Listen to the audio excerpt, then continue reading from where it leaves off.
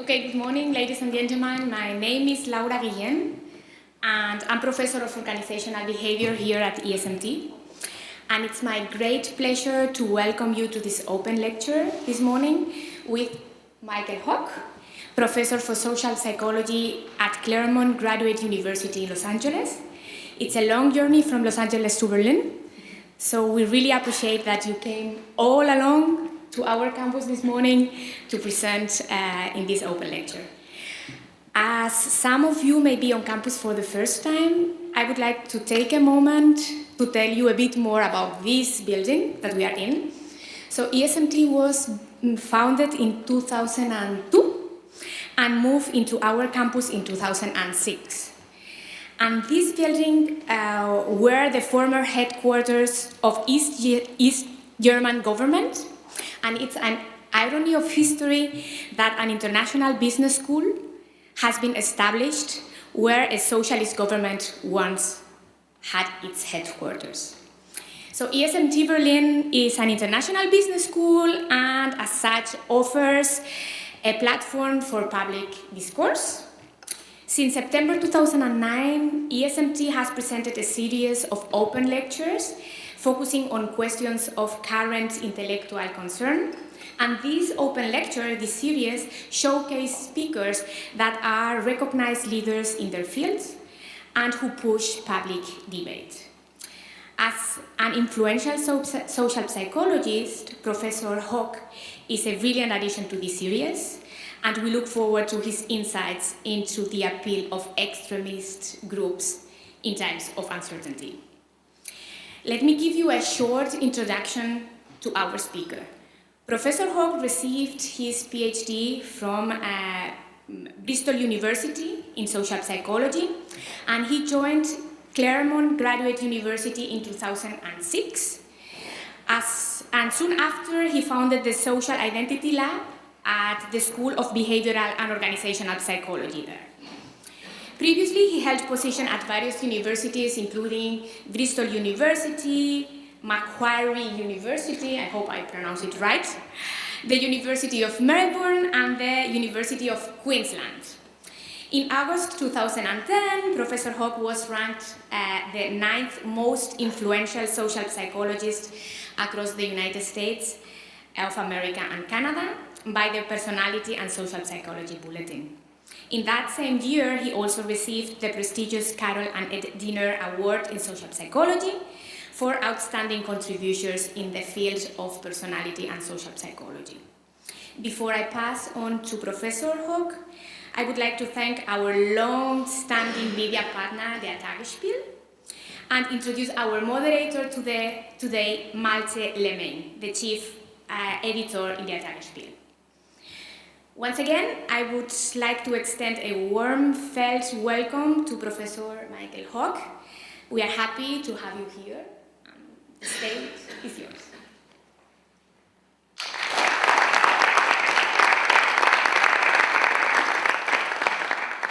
Well, thank you, Laura, and I'm grateful to ESMT to invite me here. I was actually in Berlin last year.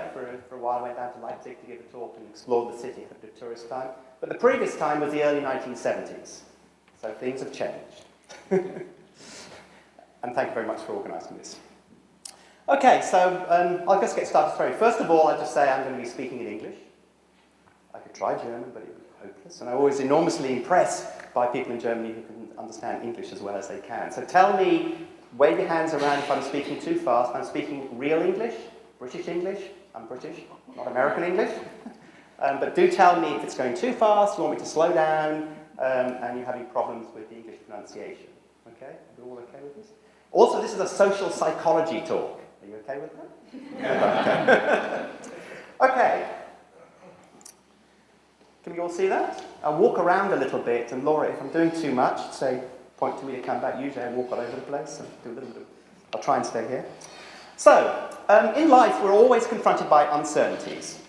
And in many ways, if you think about the challenge of life for people, it's actually to resolve these uncertainties through education, through relationships, and in all sorts of ways. As we go through life, we're confronted by uncertainties, and we try and resolve these uncertainties to move on to resolve other uncertainties, and just to make the world an easier place to be in, to be able to predict what's going to happen, and so forth. Okay, so we're always confronted by these uncertainties. Now, some of these uncertainties can be completely unimportant. So, for example, when I watch an American football match, I have no idea what's happening. People are running each other with all these big clothes on, no idea. But it really doesn't matter to me. If, on the other hand, I'm watching a cricket match, and I don't know really what's going on, I'm concerned. All right? There are other uncertainties. An uncertainty about what a red or a green traffic light means could be quite dire. An uncertainty, when you look at the thermometer, it reads 30. Obviously, if that's 30 Fahrenheit, it's cold. If it's 30 Celsius, it's hot. So some uncertainties really matter. We need to resolve them. Other uncertainties we put aside. And the way I'm going to present this talk today is I think some of the uncertainties that are actually the most important to us, the ones that impinge most on us, are ones that are actually to do with who we are. Directly, who am I? Uncertainties. What kind of identity do I have in society? How do other people perceive me? Or to do with things related to who you are. A cricket example versus American football. Being British, it's kind of worrying to me if I don't know what's happening in cricket. It's less worrying to me if I have no idea what on earth's happening in basketball, baseball, and American football. So what I'm going to do today is explore the idea that self or self-related identity uncertainty, and I'll unpack this a bit as we go along, can be very powerfully resolved by attaching yourself and identifying, in a cognitive, psychological sense, with a social category or a group. And when I mention groups, I'm going to talk about this applies to groups of all sizes and all forms. Work groups, teams, nations, religions, gender groups, ethnic groups, you name it. Right? From a social psychological point of view, there are some differences, obviously, to do with the content of the group and its size, but the social psychology to do with resolving uncertainty by identifying with groups is approximately the same. I'm also going to argue that some types of groups, some properties, generic properties of groups, are much better at resolving these self-related uncertainties. So these groups are more attractive. And that these kinds of groups, these properties, either are or underlie or lean towards what we would normally call in everyday parlance extremism or extremist groups. Now, extremism is a really problematic notion, so I'll just use it in a very general, discursive kind of manner. We can unpack it later. All right, so what I'm going to talk about here is the way in which uncertainty, this kind of stuff, translates ultimately, and I'm just going to talk about psychology, thinking, cognitive stuff, to our more familiar kinds of extremist groups that we talk about in everyday life. And what you've got is US Christian fundamentalists in the top left, you've got Daesh on the right, you've got Mexican cartels on the left, and just the Middle East in general, as a crucible of a lot of problems for many, many, many decades. All right, so this is a social psychological talk, as I said, and what I'm going to do, given we don't have much time, I'm going to talk about a particular theory I've been working with for a number of years called uncertainty identity theory. It relates feelings of uncertainty. This is psychology. It's not the reality of uncertainties. You can debate that. It's feelings of uncertainty relating to oneself and how these feelings motivate all sorts of group processes and by so doing can underpin extremism in some kinds of way. So what I'll do today is give some background, lead a little bit, and then to make it come concrete, I'll try and describe a few social psychological studies. Very briefly, get bored with them, tell me to stop. But it's mainly to concretize some of the studies, the way we look at these questions, which is quite different to how a historian would do it, or a political scientist would do it, a sociologist would do it. We look at it in a different kind of way, and it's to give you a flavor of how I've been looking at this as a experimental social psychologist. Okay, so in many ways what I'm going to be doing is describing the psychological processes relating to something we already know a great deal about. Now, no talk, all talks benefit, I feel, if you can talk about Plato, to start, all right? So 380 BC, so this is nearly 2,500 years ago, is that right? I'm a social psychologist, my math isn't good, all right?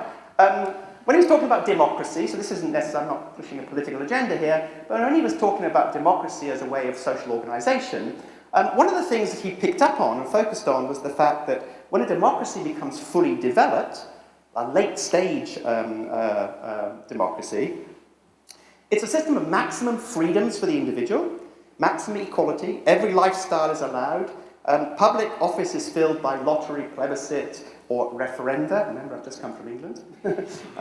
Status disappears, expertise disappears, and you get this populist kind of society. Right? So this was his fear. He thought democracy was a great thing, but his fear was you'd create this world where there was really nowhere to turn. Everything is the same. A flat world where everything is the same, and and this could be a problem for society. Others have picked up on this in a similar way. De Tocqueville, when he was looking at the way in which American democracy was developing, he was a bit worried that it was rather complicated in terms of ideas, in terms of choices people had, and that people would largely feel a bit uncertain about what's right and what's wrong, and might turn to much more populist kinds of beliefs. Populist leaders get behind strong leaders. Okay? Maybe some of you know about Hoffer, and he talked about the true believer, the way in which this kind of constellation, this kind of world of fluidity, uncertainty, can lead people to cling on and identify as a true believer in some kind of political party or social group or ethnic or national kind of structure. Irving Staub has talked about the way in which similar kinds of situations of change and uncertainty and fluidity in society, he specifically focuses on the way in which genocide often seems to occur in those sorts of situations in his book. I think a lot of this is tied together by something I read a while back by Robert Dunn, published in 1998. It was called Identity Crises, A Social Critique of Postmodernity. And what he was picking up on was the fact that in a postmodern society, essentially very much like 2,500 years before, people are in a world where everything is the same. All cultures are equally valued, all individuals are equally valued, individualism dominates completely, and people have this crisis called the postmodern paradox. If you go to a supermarket, we all suffer the postmodern paradox. My God, there's 1,000 different types of soap powder. How do you decide? He was talking about this in terms of belief systems, groups, and society in general, and that people were wallowing in this kind of sense of uncertainty about how you make choices. It can become overwhelming. So under all this, because I wanted to go back to Plato, there's this sense that somehow, some kind of living in a world in where it's difficult to make choices, one is uncertain about the right choices, there's a lack of guidance in this kind of way, maybe something that underlies these more extreme kinds of ideologies and group structures. Okay, it's a social psychology talk, so as we lead into this, I'm going to use a little bit of jargon as minimals. But one thing I'm just going to talk about a bit is identification, social identity, group identification. There's this identity notion. Now, it's not used in the same way as is used in some of the more postmodern kinds of formulations and cultural studies forms, right? But it's a similar idea. And the way that I'm going to be using it is it's tied into what's called, it's a big theory in social psychology, social identity theory. All right, so very briefly, from this big framework within social psychology, we believe that a person's self-concept, your own concept of who you are, configures your behavior. Right? Knowing who you are gives you a way in which you can plan what you should do and how you should act, and maybe how other people will treat you. Now, your self-concept can rest in on all sorts of different attributes. One aspect, you could think you're very funny. You're a snazzy dresser. Right? There are all sorts of different things you can have in mind as part of your self-concept. But one hugely important component is called social identity. It's the way your values, your attitudes, your behaviors are configured by the social groups that you belong to. Right? Your work group, your professional group, your gender, your race, your ethnicity, your political groups, your religious, and so forth. Right? These things prescribe for you how you should behave and what you should do. And they derive from all these social groups and categories. We're very cognitive in social psychology. Cognitive people are very fierce, so we always say, okay, we'll do it cognitively. All right, so somebody may use the term prototype or schema, probably prototype. Tend to represent social categories we are in terms of a prototype. It comes from Wittgenstein, a kind of a fuzzy set of attributes you think we over here have, they over there don't. Right, so this is how we represent the categories. And this theory, I'm not going into big detail, but there's tons and tons of research we've been doing for like 30 years on this now, which shows that what people do is categorize the whole time. On a few surface attributes, accent, right? You need to know. You need to know whether my English is American English or British English. If it's British English, you're not going to like me because of Brexit. If you're American English, you won't like me because of Trump, but whatever.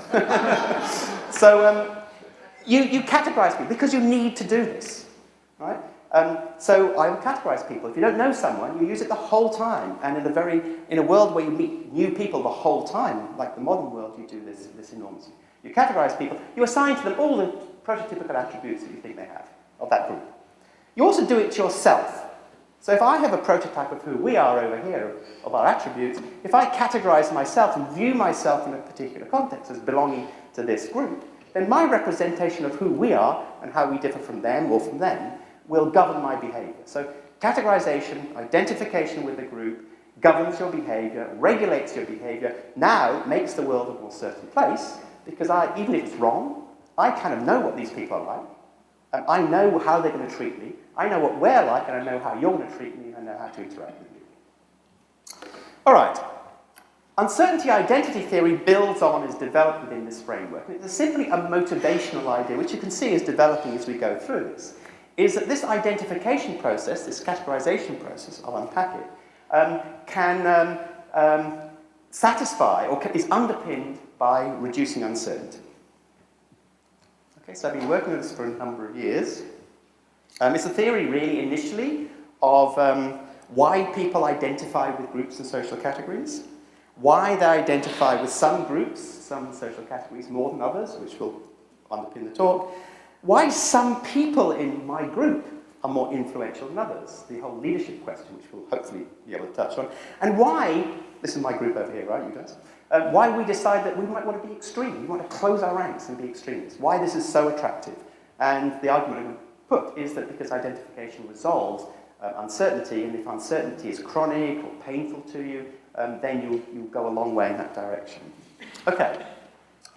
The premise is that people are motivated to reduce uncertainty. All right? Think about your life. You're always doing this. You don't wander around saying, I want some uncertainty. I'm really enjoying this. You like a little bit of uncertainty.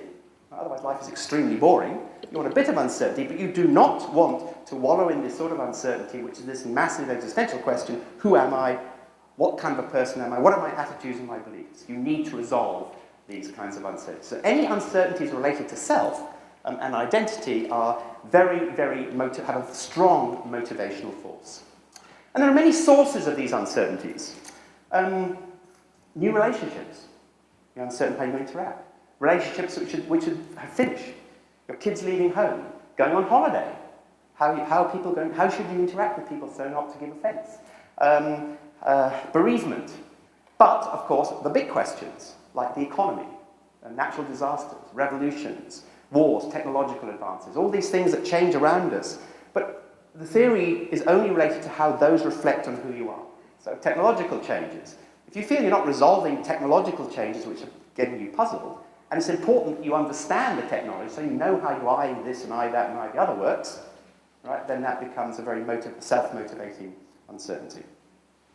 And group identification, very briefly, reduces these uncertainties because, what does it do? It provides an identity which has those attributes I just described. It prescribes your behavior. It doesn't say this is how we behave. It says this is how you ought to behave to be one of us. Okay? And it regulates and predicts interaction. So now I kind of know what you guys are going to do. If I say something, and it's a particular attitude or belief, I kind of know you're going to agree with me on it. They're going to probably disagree. Okay? Because I have a sense of who we are. So it makes interaction predictable. I know how you're going to respond to things I say. I know how they're going to respond to things I say. It doesn't mean you're right or you're even accurate. But it does mean that it regulates and predicts interaction. It also consensually validates yourself and your worldview. I say various things. My people here agree with me. I feel validated. I engage in certain behaviours. You kind of metaphorically nod. All right? And you guys metaphorically shake your head and disagree. That's just as validating. That obviously I want to be accepted by you more than excluded by them. But that dynamic together reduces uncertainties. Okay, so what do we know so far? I've done a lot of research on this, very quickly. We've done a whole bunch of studies. Most of these are experimental studies in the lab. Some of them are field studies, primary kinds of studies in the field. And so far what we seem to know about this is that uncertainty strengthens identification. If you measure people's sense of uncertainty about themselves and their identity, if you prime it, make people think, right now think about how uncertain you are about yourself, these things lead people to declare a greater attachment, a stronger identification with some social category or group that we use in the study.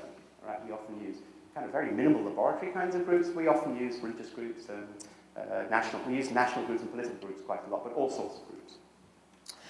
We have evidence also that when people are put in a situation where they're able to identify with a group, the uncertainty goes down temporarily. It goes up again because it's a dynamic, but it does go down a little bit.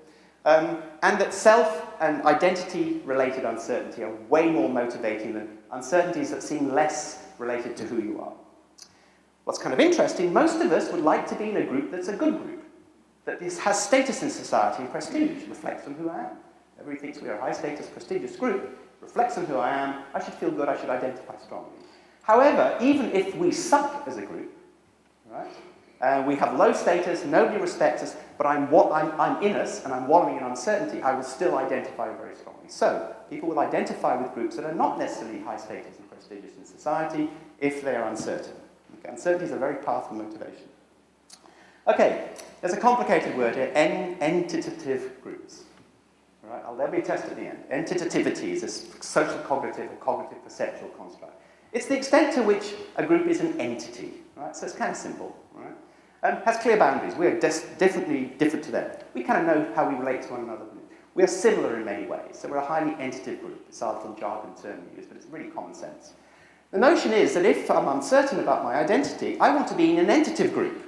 I want to be in a group that's really clearly different to the out groups, the other groups. That we have a great deal of similarity, so people constantly confirm my identity. Right? So we know that when people are uncertain, they would prefer to identify with groups that are highly entitive, irrespective of whether high or low status and prestige in society. That they need to be very entitive, very distinct and clearly different from other groups. So people identify more with highly entitive groups. If I can't leave my group, and it's a rabble, then what I'm going to do is, and we all will, we'll work to become more entitive. We'll polarize from them. We'll enhance things that make us seem similar. All right? So uncertainty accentuates this perception of us being entitive. If this doesn't work, and I'm in my group here, identify with it, but it's a real rabble, I can't enhance its entitativity, then I'm very likely to dissociate from the group. Leave the group, disidentify. It doesn't do much for who I am. Okay. Now you can probably see that this is a very short step. And this is all really fundamental, basic stuff about group processes. It's a very short step to change the language a bit to see how this dynamic may well underpin what we most commonly call extremism. So what are extremist groups like? What properties do they generally have? Okay, well, one thing is they are very distinctive and insulated, typically, from other groups. They're inward-looking, right? They focus on how different they are from them. They don't say, we're similar to you. All right? Extremist groups don't do that. Say we're entirely different. We're entirely different. So we're entirely different from you guys, and we tend to talk amongst ourselves. We want to block our ears to things that you say that might shape our worldview. We tend to be polarized. We work on accentuating how we're different. We polarize away from other groups. And try and map this onto your general everyday representation of extremist groups. And don't just go for the extremist terrorist type groups, but when you've ever been in any other group, like even a friendship group that seems quite extreme. These groups tend to have a clear and hierarchical internal structure with a powerful leadership. So if we're somewhat extreme group, it's not just that some people are more influential than others, but some people are really more influential. We look at someone like you in the middle there. We decide that you are our metric of who we are. We look to you. You're a very, very powerful leader who we really need. So extreme groups tend to have clear and hierarchical internal structures. All things being equal, there's obviously qualifications with powerful leadership. We tend to be homogenous. It's not just that we see similarities. Right? We want to strive for homogeneity, complete agreement. Anybody who rocks the boat, say you're rocking the boat, your views are different. Instead of saying, well, let's see where we go, you're out. You're marginalised, you're excluded, right? Persecuted in some ways. Because it's really bad for us as a group. We just want to be homogenous. Okay? So we strive for homogeneity, we're intolerant of internal dissent and diversity. Extreme groups also have these ideological and orthodox belief systems. So our belief systems and our values and our practices, often in these groups, there's usually some holy book or some manifesto. In the US, it's the Constitution. There's always something you go back to again and again and again as a metric, as an unquestioned metric of who we are. As you can imagine, if you're under uncertainty, this is great. This has been around for 400 years, or in some religious texts, 4,000 years. And so therefore it must be right. And it's unquestioning. It's very, very comforting if you're uncertain. Okay. What I'm going to do now, any questions? Just to bring it to life a little bit, I'm going to see how far I go. So Laura, wave and shout at me if I'm going on and on and on. Hopeless in time. Okay. Just to give you a vague idea, so I'll go fairly quickly of how we've looked at some of these things. So the first thing I want to do is simply show, very simply, that when people are uncertain, they identify with extremist groups. So how do you do research in the laboratory with extremism? I can tell you, trying to get this through the IRB, the people who say it's ethical to do the research, no, don't even try. They'll laugh in your face, or worse. They'll come around and beat on your door and things, so you can't do. So what was I going to do? Well, I'm a university professor, so I'm surrounded by students. And as any others here are university professors know, that students are pretty revolting. They revolt a lot. Right? So actually you can get some quite extreme behaviour on university campuses where students protest and are quite extreme, and they'll sometimes do damage, physical damage, they can be quite abusive and so forth. So it's a nice proxy. Okay, so the first study we did this, and this was done in Australia. I lived in Australia for a long time. So it's an Australian university campus, and as is always the case amongst students on campuses, they're complaining about something. Right? What they were complaining about here was the usual thing. The fees and tuition were too high. The university, it's a public university system in Australia. The government were taking money out of the university system, so they didn't have the resources. They were grumbling about it. The campus was rife with protest groups. It was a big campus, like 40,000 students, really big public university campus in Australia. And so they're all complaining about this, lots and lots of campus groups, and they keep morphing into one another. It's very hard for anyone to know which was which. So this was perfect as an experimentalist. I could construct an action group on campus that they could plausibly think, oh yes, that probably does exist. So, it's great doing research for students. All right. So what we did here, this is just to allow me to go through this. So if you're taking part as a student on campus, you come in and you watch a video. We created these videos using drama department students, and we were very careful in how we produced them so that they were very plausible. And what it was an interview with two students, a man and a woman, from an action group on campus. Okay? And we constructed the video so that the group's message was a very moderate kind of message about what they were going to do and what they believed and how they were structured, or was radical. I've used the term radical, but you could say extremist, right? But radical. And we thought we'd go overboard with the radical bit. So the radical group, and I'll leave the non-radical to one side, it's kind of middle of the road. The radical group was said, look, we're extremely cohesive, we're very harsh on dissenters, we're totally intolerant of any criticism in this group, we absolutely require homogeneity of viewpoints and total agreement on everything we're doing, we're very hierarchical, we have a strong leadership structure, you have to obey the leader, and we're going to engage in radical and aggressive protest practices, turning cars over, breaking windows, defacing the buildings, and so on and so forth. So we thought this was quite radical. And our outcome that we wanted to measure, and I'm only going to measure the group identification one, okay, is just really how strongly our students would identify with these groups, okay? And we put something else in, all right? Does this have a little pointer thing? Aha, it does. Excellent. All right, so I'm just going to talk about that, okay? This works the same, but I'm just going to talk about that. So we've done that. We've given you as a student, either as a participant, you either get the extreme or the radical kind of message of this student group. And then we were asked at the end, how much do you identify with this? How strongly do you feel you're going to be part of this group? But just before they did this, we primed uncertainty. We did it in a very minimal way. And the way we've done this over and over again in a large number of studies now is we simply get someone and we say, look, think about all those things that make you feel uncertain about who you are and your future, your identity, what kind of a person you are. Spend a little while thinking about that and then write some down. So it's a classic priming mechanism because it changes someone's mindset, which this is psychology. Right? So this is what you want to do. You want to get in someone's head. In a sense, it doesn't matter how you do it. And this is one way to do it that's very powerful in cognitive psychology. So half the subjects then were primed to feel very uncertain about themselves, other half very certain about themselves. So you've got a classic 2x2 experimental design. Do we have any experimentalists here? Or is it a complete mystery to all of you? Okay. All right, so the prediction here was moderated by what I knew about Australian university students. This is not the 60s when I did this study. They're more interested in the bar, the beach, and getting their degree. Right? They were a bit irritated by these changes, but they're very non-political. And Australia's a very liberal kind of society. We thought they would hate the extremist group. Right? So we were going to get this complete repudiation. No way, I'm not going to identify with it. So best I could hope for here was that if you prime them to feel uncertain, they might be less negative towards that group. And of course, I wouldn't have told you this was the prediction unless we found it. Okay, and this is essentially what we found. So the vertical bar on the left is a 1 to 9 scale. All these measures and everything here have been used many, many times before, so it's very reliable and robust, of identification, attachment, belonging, central to who you are. You feel a great deal of bonding and similarity, a whole bunch of measures we've used before. It goes from 1 to 9. And you've got, our subjects are either have the low extremist message, which is basically the moderate group video, or the extremist video over here, and half of them have been primed with high uncertainty, the other half with low uncertainty. All right, so the key thing to look at here is if you look at these pale blue bars, the low uncertainty bars, as we expected, all right? They identify more with the moderate and the extreme group. There's an overall effect for that. Right? But what's fascinating is when we prime them to feel uncertain, that disappears, the dark blue bars. Right? So I don't want to go on forever on this. There's obviously questions you might have, but I don't want you to ask them. This is key. What's going on here? You've got students listening to this about this really extreme campus group. They're not very supportive, but as soon as you make them feel highly uncertain, they are.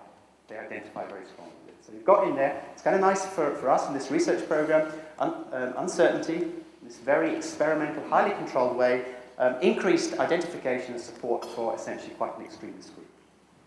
I have a question. Yes? Can you prime people to be more certain? Yes. Okay. Yeah, what you do, yeah, we did both. We've done lots and had lots of journal criticism for different things. So we prime people to think about all those things that make you feel really certain about who you are. Switch it. Yeah, the other way around. We've done one where we've had a base rate and high uncertainty, but then people have always criticised that. We did some in the early studies, but in all the other studies we prime both. So you get the maximum separation. And we measured lots of other studies as well, so we don't just prime them. Okay? All right. Okay.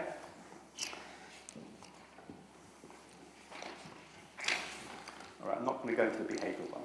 Okay, so lots of critics then said, oh, that's great, well, you've done a nice little study there, very neat, with a very good journal and everything else. But, and I know you've argued this case that revolting students are real extremists, and I don't really buy it. Right? What happens when you go to real extremism? We're talking about terrorism, war, the stuff that we saw in the very early study. So, after having this come back to me again and again and again, I said, okay, let's go and do this. So a student of mine, Janice Edelman, up here, was doing her dissertation, and she had connections in Israel. So anyway, she went off to Israel, and 2 waves collected some data in Israel. It's about 700 subjects, 700 participants, and the subjects in this were Israeli Jews, and these kinds of naturalistic studies are really complicated. There's a lot going on, and I really would like to redo this one, so I'm just picking on the main bits that's in this journal that it was published in. Okay? Israeli Jews, Palestinian Muslims. We wanted to get these 2 groups. It was to do with what Janice was interested in. She collected data in Israel, she collected data in the West Bank, she went all over the place. And what we did is we measured how much the Israelis identified as being Israelis, how central to their identity it was, and how much the Palestinians felt that being Palestinian was important to them. So you've got some kind of index of identity strength, attachment, importance of the identity to who they are.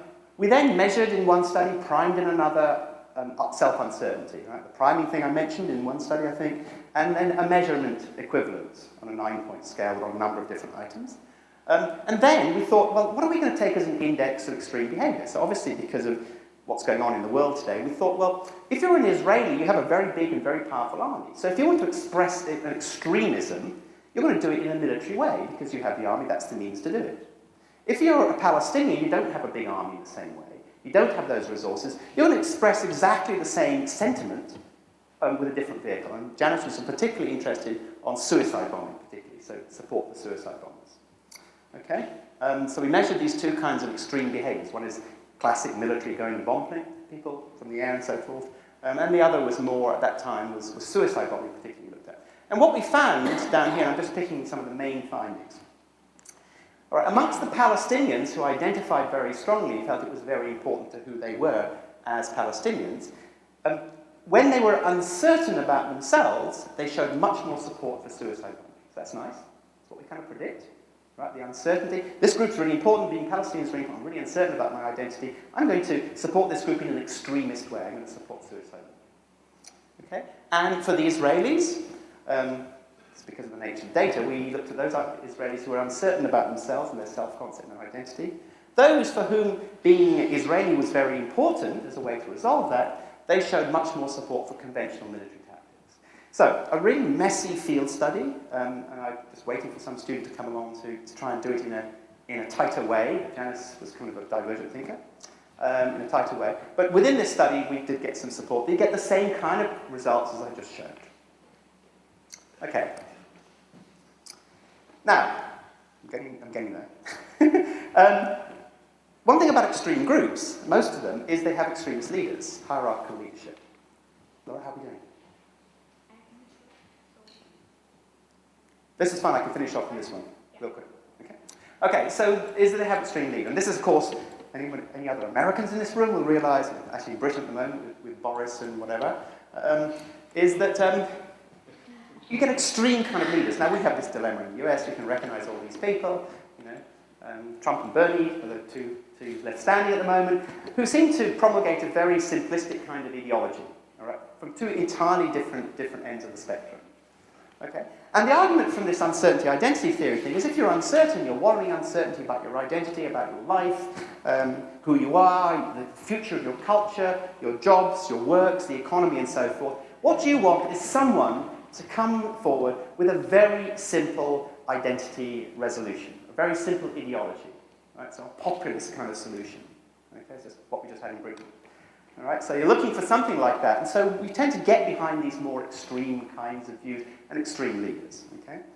So we started doing some research on this. The very simple prediction is that when people are uncertain about their identity, what they should do is be much more forgiving or get behind your classic autocratic or totalitarian leader. So we wanted to show that we could find this being affected by uncertainty. Okay, so this is the last study, I promise, and then I'll finish. So what you've got here is you've got a study that we did, published in 2013. This was done in Britain with British people in organisations in Britain. We did it as an online kind of study through some kind of pool they had at the University of Kent in the UK. And what we've got here then, we've got people who are in organisations. And what we did is we measured how important their organisation was to who they were. Right? More key is we, in this particular study, we measured how uncertain they were about their self-concept, about who they were and how they fitted in, and we measured how autocratic their leader was. And our outcome measure, we wanted to see whether really the interaction of these two affected how much support they gave their leader. All right, the Brits, in organisations, in the work world, white-collar work world, they're not very keen on autocrats and extremist kinds of leaders. All right? So typically they don't like those kinds of leaders. So we thought, much like in the first of the three studies I mentioned, we'd expect that just to be flattened out.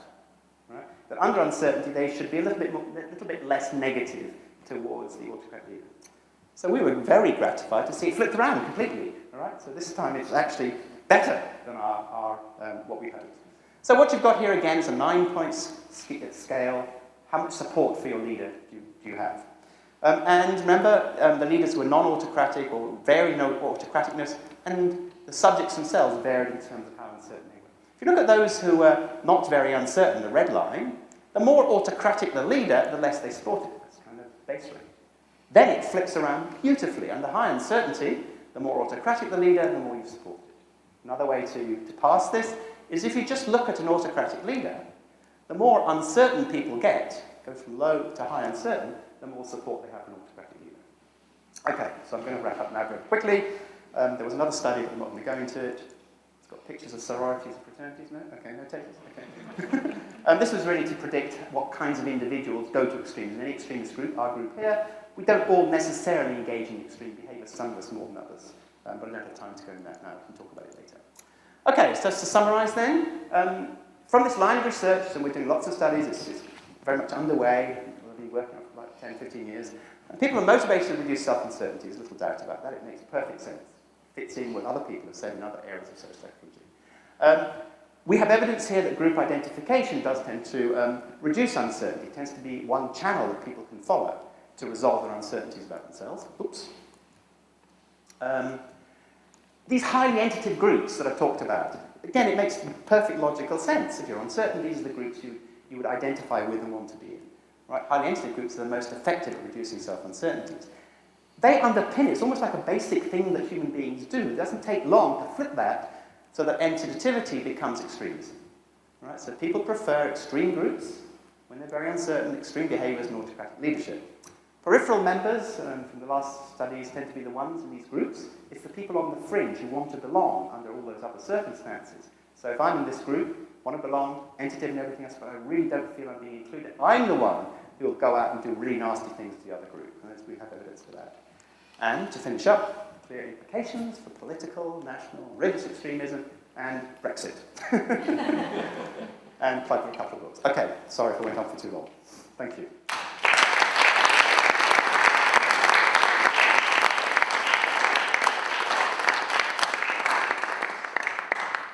Yes, thank you, Michael, for this fascinating and most inspiring Thank you very much. lecture. Thank you so much. Yeah, sure. Have a seat and have some water. You talked for a while.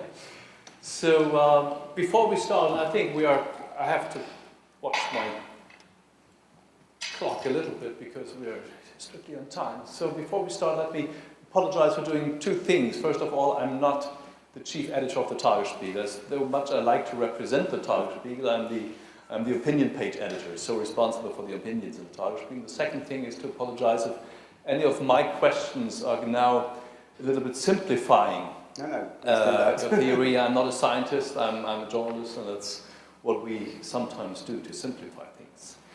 First question would be have you found out that, for example, let's talk about gender and piousness or religiosity.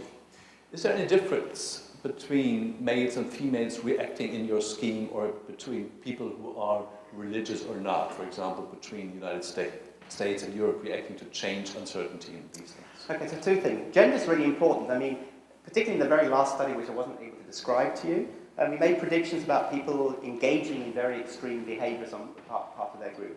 And there's a gender difference, and it's the same. Men are much more likely to be physically aggressive and do the physically aggressive acts. Women are much more likely, if they want to be aggressive, to do this behind people's back in a more covert way. There's tons of research. There are two different behavioural styles, two different ways in which men and women work. So men and women will express it differently.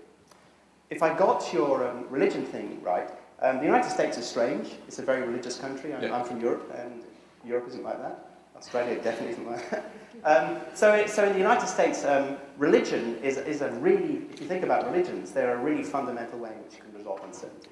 I mean, they've been around for a very long time. They're existential belief systems which resolve uncertainty about questions to do with life and death as well. So they pretty much cover all bases. That's why they've been around for thousands and thousands and thousands of years.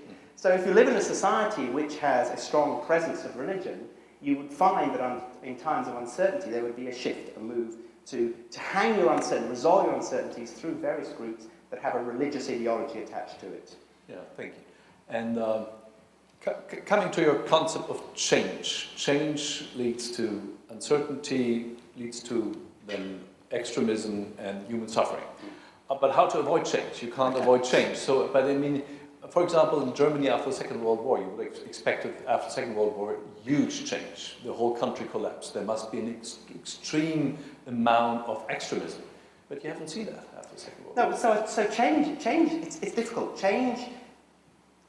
Change, if you think you have the resources to deal with it, can be a challenge. There's this research called Challenge and Threat by Jim Blaskovich and others. It will argue that when you confront the world in which you're in, and there's changes in that world, if you feel that you have the resources to deal with it, so you could argue that after the Second World War, there were the resources. A lot of money came into, if you look at Germany, a lot of money came into Germany, so you could see a way in which changes could go ahead. You felt you had the resources to deal with it. When you have situations where there are no resources, that's just financial resources, where you have no financial resources, you can't deal with changes, you can't fix things up after conflict, then you feel it's a threat. And that's a situation where change isn't a challenge, something you feel you can resolve. When it's a threat, when change, then that's when you will wrap yourself up in extremist ideologies. Yeah. You're just coming from England as before, Yes. so you've seen all the referendum and after referendum things, and if you would share my argument that a lot of people who voted for Brexit feel insecure or uncertain about the future, why did they vote then for an even more uncertain future? Because they were voting for nationalism. So Britain... Is this rational? No, it's not rational. None of these things are rational. These are just how people see it. So in the British situation, Britain is a very nationalistic country. The whole vehicle for the Brexit thing, if you drive around the towns there, is the St George's Cross, which is the flag of England. Not the United Kingdom, but of England. Not Wales, not Scotland and so forth. And you see that displayed, so it's really carried by an English nationalism. And this thing about taking back the country, going back to a former glory, it's very much to do with it's all too much. There isn't a lot of reason in it, it's too complicated. All the things to do what the financial markets will do, all the real reason you should base the decision weren't in there. It was very much to do with my identity is English. That's kind of what it was. So I think that's a classic example of an uncertainty. And a lot of the people who voted for Brexit were blue-collar people in towns and cities in Britain who just feel they don't have any future. They feel that there's no jobs for them. They don't know where they can see they can work and so forth. They think that the nationalism they got is more important than the uncertainty for the future of Great Britain. Yeah. So that's and I think you get that. I mean, in the US we have a similar thing going on as well. I presume you have it in Germany, do you? Maybe not. Yes, I think you do. But listening to your lecture, I found it sounds so natural, the kind of reaction. I mean, feeling change, uncertainty, extremism, and so on and so on. How do you react to, let's say, anti-immigrant policies who says, yeah, that's exactly what we are saying. The religiously Muslim, from a strong Muslim background, people, immigrants coming here, they experience a huge change. That's why they feel insecure, and that's why they become extremism. That's what Professor Hogg just tells us. Yeah, that's the kind of reaction they have. Well, it's true. I mean, I think one of the But great it could be answers, misused. Your it could be. right? It could be. I mean, what it does actually say is that those who are in power in government and those who are opinion leaders in society have a huge responsibility to undermine that natural tendency, particularly with immigration. In many countries, in Britain, one of the arguments, a bit more covert maybe than you get in France, say, or in Austria, was very much to do with British society being undermined and transformed and changed. Not the country I know it is because of immigrants. In the US, although it's completely illogical and crazy, all these Mexican immigrants are going to change what being American is. This is the reality. This is how human beings think. So and you're right, people can use it. Well, that's how human beings are, so we can't do anything. Yeah. And that's where you need to combat and say, no, just because that's how human beings are, there are all sorts of things we are. But it's up to society to do, up to the media, up to opinion leaders, up to the education system, to provide ways to buffer that, which is probably the best you can do. Yeah. You just mentioned the media, the responsibility of the media. We are now in what's the role of the media, and I'm talking about modern media and the internet, for example, that makes it as easy as I can't think anyone in history to cocoon yourself in your own point of view and not being confronted with worldviews of others. How would you describe that, and what would you do about it? So I think with the internet, it was very difficult to shut down the internet so that it only gives you one version of reality, like say they're trying to do in China. So we have the internet for all its good and all its bad. The problem is that in terms of people's views, we know in psychology that what we all tend to do most of the time is we seek information which is now incredibly available that we agree with. We don't seek information that challenges. We do a little bit, of course. These are doing this slightly black and whitish. We do a little bit, but most of the time, so I'm kind of, fairly liberal, and so I'm not going to look at some of these media channels which are from the right wing. They drive me nuts. Right? So I don't pay any attention to them really. I should do. I should pay more attention. I go to the ones where I feel, they agree with me, I agree with you. I don't know what you can do about that. I think you can't shut down the internet. You can't censor it. We have it, and I just really do not know, frankly, what you can do with that. Question of education, maybe? Yes, so with my own kids, I obviously do it in a slightly oblique kind of way, but I always say that don't believe everything there is in the internet, and don't always go around looking for things that you agree with. They don't necessarily listen to me. Kids. But this is one way to do it. I think through the education system, again, it's a matter of buffering. You can't change it, but you can buffer it. And you would hope that, that enough people would be buffered a bit more questioning about it that you could resolve. I think the other kinds of media, the print media and so forth, is something, but again, I was going to read, Newsweek, is it? Or was it one of those magazines? Because I agree with its views, The Economist. I tend to go and read The Economist. And some of the others, Time, I don't read so much. But there again, you have proper full analysis, but I'm doing very much what I think is a problem, is I go and find support from what I sort of relatively liberal kinds of media for my views. Yeah, but that's people don't share the same world anymore. Because if you watch, let's say, Fox News and read the Wall Street Journal, you just have a different worldview than if you're on MSNBC and read the New York Times. But maybe you don't share the same world with the people you're living with. If you go to a pre-internet era, again, many totalitarian regimes would control media, so it's always been there. In one way or the other, we control the left-wing viewpoint or right-wing viewpoint. In Britain, we had an array of different newspapers. The Guardian was always a fairly left-wingy one. There were some middle-of-the-road ones and some extreme right ones. So you could still choose, but the choice wasn't so massive and it wasn't so easy. You had to go down to the shop down the road and buy them. Now you just press a button on the computer and you can get support. And there's people doing research on this. There seems to be a lot less research on it in social psych than I would have thought. But I think it's probably because it's pretty obvious. If we look at the present, what are the main... I can think about a lot of things that causes change. 9/11, or the financial collapse, immigration, Muslim immigration, things like that. So what is your experience? What were the most influential things that causes uncertainty? Well, if you actually think about I think the two, I mean, whatever specific events, I think the two that seem to really loom large is cultural changes to do with your language and your cultural attributes and your behaviours, right? And that some of it leads over to religion, which is and economic. I think if you look at those two, there are other things, but the widespread things of it. And something like a natural disaster can cause that, can lead to economic changes or economic uncertainties, which tie into who you are. What's my job? What kind of life am I going to have? You know, how am I going to relate to people? So it comes back to self again, not just the economy out there, and how it affects itself. So becoming unemployed could be much more relevant than 9/11, for example. Yes, yeah. So I think 9/11, the reason that had the impact, and there's many different reasons, was one thing to do with the threat on American culture. And a lot of extremist behaviours, particularly from the Muslim world at the moment, often seen as a challenge. It seems a culture war, which is perhaps not the best way to look at it because it's also economic, but it's what a lot of people see as very threatening. And that's why the immigration thing is so huge in so many countries, population movements.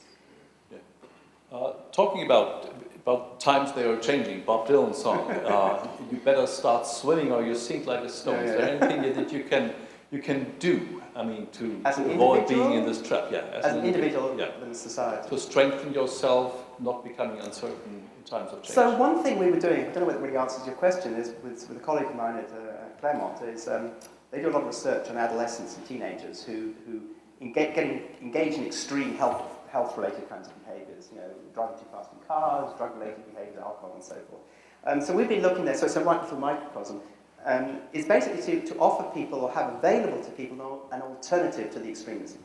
Right? So in this kind of research we were looking at the way in which you can have clubs and societies. You can have some religious organisations in the US, but not the real crazy ones. There are various different ways you can do it. So I sometimes think alternatives. So I think if you have no alternative, so if I only define myself in terms of my job, that's all I do, I have nothing else going, and that ends in some kind of way, then I don't have anything else easy to go to. I don't have any other identities in my repertoire. So one way in which you can buffer it, I think, is having a fairly rich repertoire of different identities, different things that you are. And there's research on this too, with identity complexity. So people who have a more complex identity, not everything in one place, then they're less likely to go to extremism. So if your religion is all you've got going for you, then challenges are always seen in terms of challenges to the religion. All you do is you increasingly lurch to extremism. Yeah, and then finding out that God doesn't exist will destroy your identity again. So I think having, and encouraging this in society. I mean, not necessarily everybody has a million identities, but you have some alternatives, you have different things going on in your life. Yeah. Okay, thank you. I think we should open, we are late in time, so yes, I think we should open it to the audience, and if you have any question, please raise your hand. Please identify yourself. Please do not have a co-lecture and just one question. I'm a little bit strict about these things. Hi, I'm C.V. Bhattacharya, a professor at ESMT itself, and just wanted to say, first of all, it's a pleasure listening to you after having cited your work many, many times. Thank you. The question I have is extremism different in some fundamental way than distinctiveness? Because in identity work, we always know that individuals tend to identify with groups that are distinctive and that add to that distinctiveness. And I'm just curious whether extremism is somehow fundamentally different from this, or it's correlated in some ways. I mean, are gay and lesbian groups, if I am uncertain, and am I not more likely to identify with those kinds of groups rather than just going into terrorism and war and these kinds of things? So this is the challenge of how do you define extremism. So when I first started talking about this, I just used the term the whole time. So I used to always qualify it, as I said, in a common parlance way. I do a class, a multidisciplinary class on extremism society, a graduate class. And what tends to happen is, right on day one, first question is, how do you define extremism? Then we do the class, and at the end, how do you define extremist? And we're no further forward. It's very hard to define. But I think in the sense, if you just have an extremist ideology, and you talk about it with your little group here, but you don't do much about it, there's no aggression and harm done to other people, then in common everyday discussion, I think then you don't see it as extremist. Right? So with the immigration debates in Britain, people got very upset when that member of parliament was shot. Someone had actually taken this to a behavioural level. It wasn't simply a discursive level where people had distinctive belief systems and ideologies which they would discuss about. So I think ultimately it's the behaviour bit of it that probably makes us think of it. If Daesh just had an extreme Muslim ideology or whatever ideology they have, but they didn't do much about it in terms of attacking, killing people and so forth, you'd think, well, that's a pretty extreme ideology, but it wouldn't be extremism in the same problematic. So I sort of feel, without wanting to tie myself down in terms of definitions, that there's that behavioural component.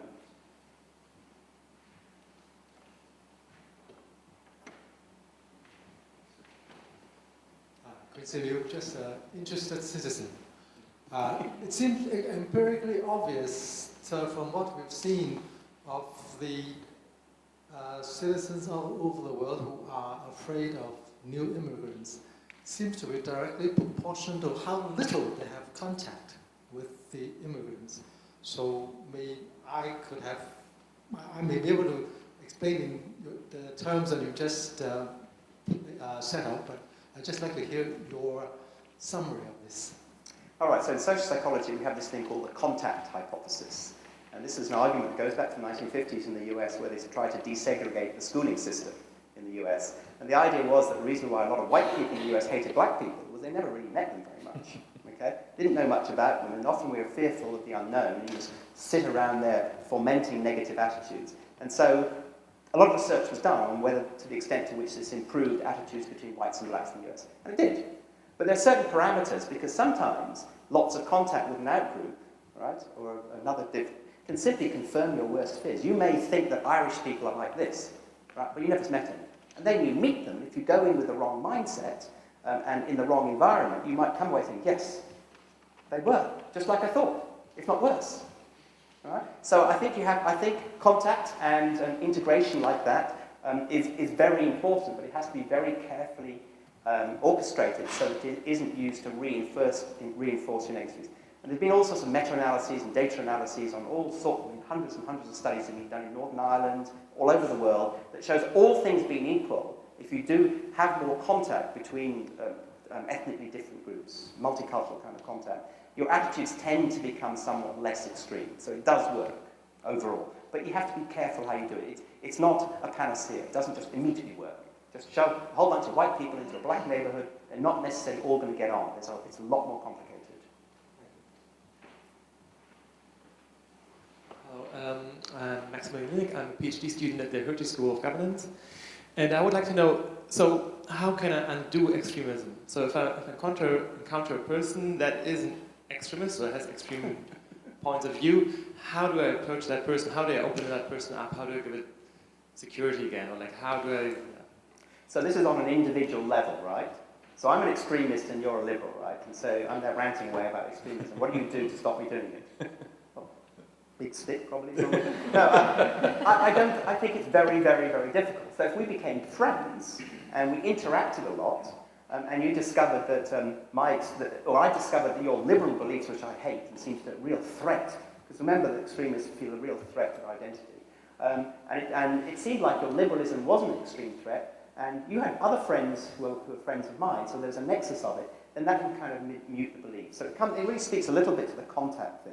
There's this thing called the extended contact hypothesis, is that you can mute my extremist beliefs. If I have friends, in my extremist side, who have relations with liberals, like you say, and they get on fine, and you then begin to say, well, these liberals are not such a threat to who I am, and then I might start to revise my beliefs. So there's research on that. But it's very difficult because what would normally happen is, oh, so God, I'm a liberal. You know, these people are out to get me. You know, I'm just not going to listen, and I'm just going to shout, and that's the end of it. Maybe just as a follow-up, obviously Osman from ESMT, sorry. The psychological mechanism, I believe, and you've tested it, but isn't it exactly a bad policy advice? Because if I tell, well, if you feel uncertain, probabilities and chances that you engage in extremist groups and groups that basically isolate themselves is higher. Isn't that a bad policy advice? Because when I then go and talk to extremists, I say, well, you are just an extremist because you are insecure, which basically is a bad proposition, right? So isn't the solution more about a second level groups? Because interestingly enough, you were only looking at one individual group levels, but obviously we are at the same time members of many different groups. And I don't know, maybe just taking the example of Donald Trump and Sanders, both white male Germans, yes. You know, there seems to be a similarity also in not only with respect to the leaders, but also with the group allocation of their most outspoken supporters, right? Right, so you're talking about so there's more in social psychology, one way to solve problems between two groups that are in conflict, so us and them, right? So we have a whole bunch of extreme views about them, they have extreme views about us, we have conflict from time to time, okay? So how do you get rid of that? This is the way you're looking at the question. So one way is to say, well, there's a superordinate group, an overarching group. You know, we're all here at ESMT or something. And so there's a lot we share. Right? So when you underline all those sharedness, that theoretically should mute and reduce the conflict. Because now instead of looking to you guys, instead of us looking and say, they are so different and so distinct, what you've done is you've made salient in our minds and your minds something that we share together. So that does work. And research goes a long time back. If you get two groups that have shared goals that we need each other to achieve, so this could be economic. So in Britain, this could be economic survival between Scotland and England, right? That you both need each other. If that was the case, you would work together. You have to be really careful because a lot of these, particularly when you're looking at the cultural and national level, is we have practices and ways in which we behave and beliefs we have, and so do you, different ones, that if you're kind of saying, well, in fact, you're not different, you're all the same, that can be a real threat. And what we will then try and do is, within that context, is separate ourselves from you even more. And this is the problem with, this is the whole notion of multicultural and cultural pluralism, where you don't try and tell different cultural groups they're all the same. Right? So in Australia, we have this thing where they have a multiculturalism thing, where they try to balance the fact that the Greek Australians, you're different in many ways to the Italian Australian, but you're all part of Australia. So we're not saying that you all have to become Australians, standing around Barbies, putting shirts on and doing what they do in Australia, okay? But you are different, but you're part of a bigger picture as well. Balancing a recognition of difference and diversity between you're different to us, within the umbrella of a larger tent of similarity.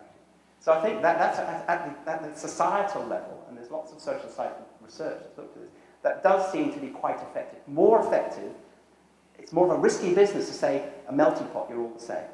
In the US, the melting pot seems to work quite well, because I actually think it isn't really a melting pot. It actually is a multicultural thing, strangely enough. It's criticized a lot from outside the US, but in reality, although there's a rhetoric, you're all Americans, there is still a sense that there are Greek, the Polish Americans, and they're this American, that American, these different groups within it. So I think that works better than saying you're all the same, or saying, well, you're entirely different, you've got nothing to do with each other. Sorry. Yeah, it's a question. My name's TK. I'm from an organization called Refugee Academy. We promote academic studies in the languages of the refugees, so like math, biology in Arabic, or geography in Farsi, in order to speed up education and integration. We are growing very fast at the moment, so we have to integrate lots of different teachers. We have to integrate lots of different student groups. Within the past 5 months, one of the most interesting signals was basically all the Muslim people we have in the team. Everybody's easy with a handshake. We only met 2 male Muslims who would refuse a handshake to a woman, which turned out to be a big issue within our group to discuss. How shall we deal with them? And basically, we're very free-floating, fluid system of volunteers. And we'd be very happy to have research while this process goes on. Who of your German colleagues should we address? Well, he's not German, but he's got what to me sounds like a German. A guy called Kees van den Bos, he's in the Netherlands, so it's kind of German. And there's a guy down Leipzig, I blanked on his name, Fritzer. There's a guy at Leipzig who I know, we've done some stuff, doesn't do exactly the same as I do, but he's kind of in the same world. He's more to do with he's at Leipzig, it's more to do with it's meaning making, it's more to do with how you want to construct a meaningful identity. So it's Fritzsche, F-R-I-T-S-C-H-E, and you can mention my name and see how you go, because I know, I went down to speak in last London for a number. He doesn't really do my kind of work, it's a bit different, we have some disagreements in terms of the ways we do it, but it's a similar kind of thing, and he's got quite a good group down there. And then Kees van den Bos in the Netherlands, in Utrecht, he does, I know him really well, and he does quite a lot of that sort of stuff, more closely related to what I do, and he's a really nice guy. He's very tall. He's Dutch. You know. Yes, any? From there, please. I'm just a private person listening in, and I'm very interested if uncertainty isn't the answer, that we need more uncertainty. If you suggest it as an alternative to develop and train multiple identities, then everybody has to go to a training camp to become more elastic within themselves so that you can interact better. But I also wonder if when we talk about, you mentioned that we better don't say we are all the same and still cultivate distinctions. Don't you think there is a meta level of sorts, a kind of deep democracy which could be named of and be part of the interaction? I can't be more precise, I'm sorry. Okay, so if I got you right, so one part of that was to do with trying to make people believe that basically we're all human beings at a human being level, is that what you're saying? And to defocus from various, because the problem comes from when you get away from that towards categories. Yeah, I mean, apart from rational categories, I think there are needed other categories to get on a different meta level. I mean, if you train multiple identities, I think that would be extremely useful. Right, okay. Yes, I agree with you.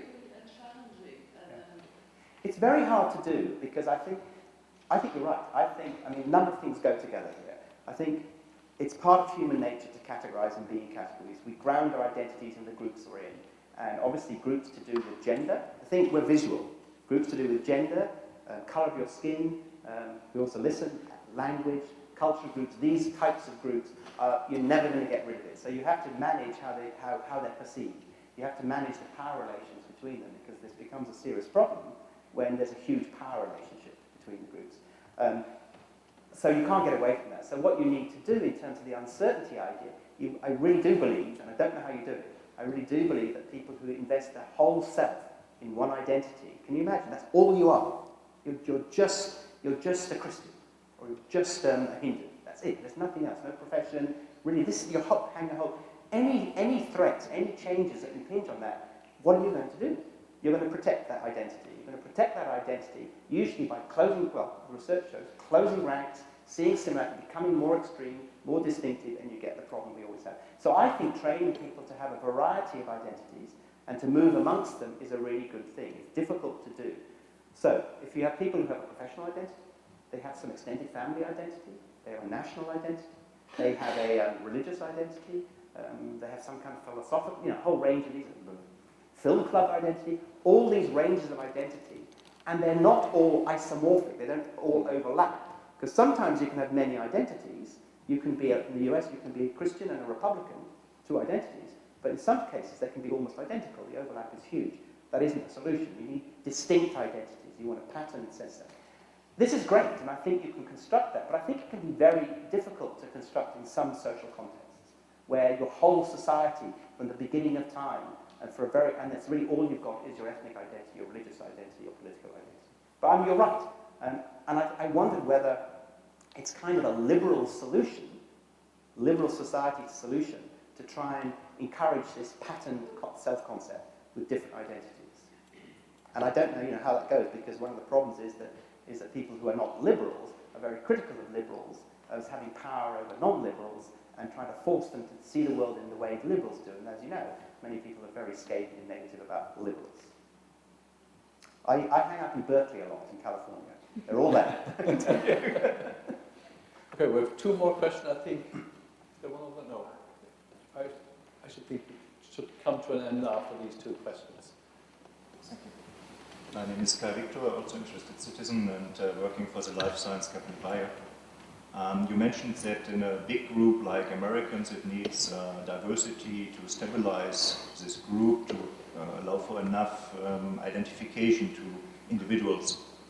Is there experience about the critical size of a group which gives enough identification but avoids destabilization because everything is equal? Well, the short answer is no. But the principle is dead right. So someone called Marilyn Brewer has done a lot of research in social psychology on what's called optimal distinctiveness.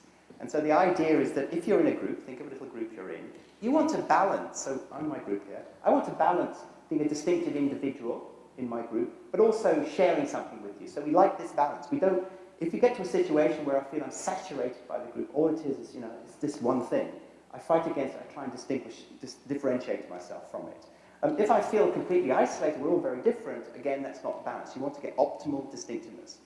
So Marilyn Brewer talks a bit about it for individuals, but the analysis is identical in terms of subgroups. So in a society, subgroups, in a functioning society, various subgroups can be based upon age, can be based upon ability, gender, whatever else.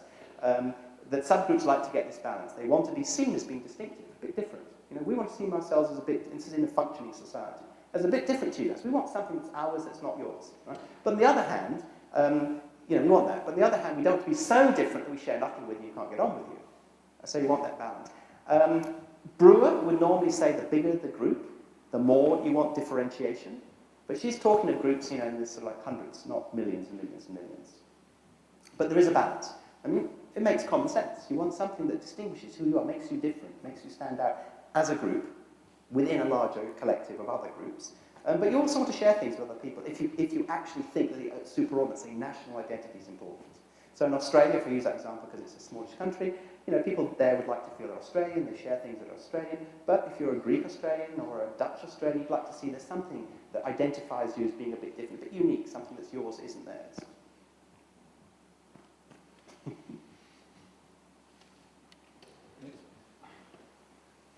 you. My name's Rudi Bresser. I'm a professor at the Freie Universität. And the more I've been listening to these exchanges, the more obvious what I take away is that we live in societies that always had and always will have extremist groups. Oh. And therefore, the question that poses itself is not really how do we minimize extremism, but how do we manage extremism? Exactly. So that, in fact, it doesn't get in the way with people's attempts to live a purposeful life and not being disrupted, what we call our pluralistic society. Therefore, that idea, I think, has not been pointed out enough, that we probably can't avoid extremism, and that it's not so much really the idea of trying to minimize it, but rather we need to manage it somehow, manage the extremes. You're exactly right. I mean, I hate to use the term human nature because it's misleading, but it's part of how we work. I mean, I think there are always going to be people who don't have many other identities, invest everything in one identity, go through the group or society, something goes through some massive changes, or people perceive uncertainty, their identity, all the things I've talked about. And if they're on the fringe of the group and they're going to engage in extreme behavior, we're always going to have that. You think of history, there's Genghis Khan, you go way back, it's always been like that, it will never change. What we have to do is figure out ways to manage it. Now, I don't know, I'll put to you, is one of the things, at the moment, our media in the US is it's constant people shooting each other. They're all wandering around shooting each other, in schools. Oh, this is a terrible crisis, very extreme. There's all sorts of images of Syria and the Middle East, and absolutely saturated with images of terrorism and extremism. This is what we get the whole time. Now, I don't know to what extent that is actually any different to how it was when you go back. We just get to see it a lot, so it's very, very salient. So it's always there. It may be worse now, I don't know, right? Who was it? It was someone wrote a book quite recently, said that aggression in society had gone down. Can you remember who this was? Pinker. Stephen Pinker, his book, yeah. So I don't know whether he's being optimistic or not. So you're dead right. I think you need to manage it. So that it'll always be there. You just want to get it down, not make it too extreme, try and buffer it. I think there's ways. So in the United States, for example, one form of extremism is people going and shooting each other. So if you could get Congress to do something, they should take their guns away. This is a radical belief in the United States, which will never happen. So that would be one way.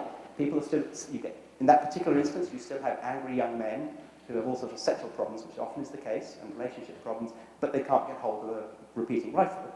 They can take a knife in, but they're going to do less harm. Someone goes berserk in here with a knife, you can probably take that guy down after he's done a bit of damage, but not too much. A guy with a repeating rifle, we're all done. So there are ways in which you can deal with the resources and the opportunities people have to do this. So with terrorism over the last 20, 30 years, essentially, they basically try and secure airports so there's going to be less chance it happens. The extreme manifestations.